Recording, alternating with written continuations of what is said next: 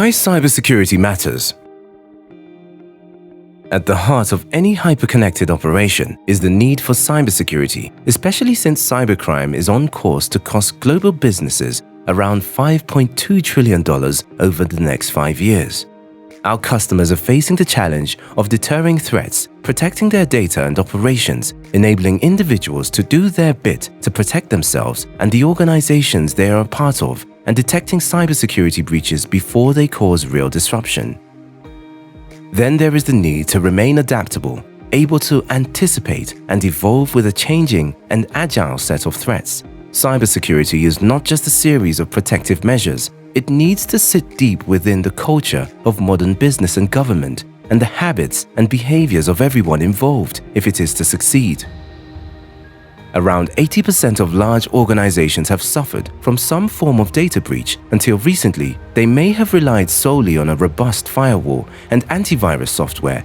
Now, our customers need ways to more actively protect and defend against threats such as malware, phishing, or denial of service attacks without losing speed, efficiency, or quality.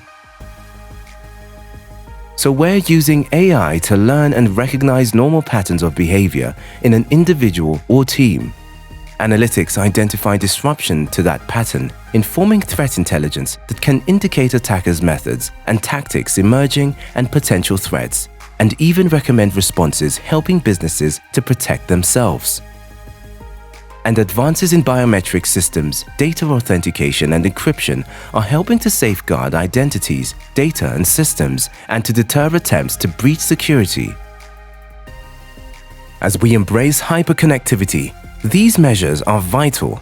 Imagine the potential disruption of breaches to our energy infrastructure, or voting and electoral systems, or automated agriculture systems by those with the power to hack into them.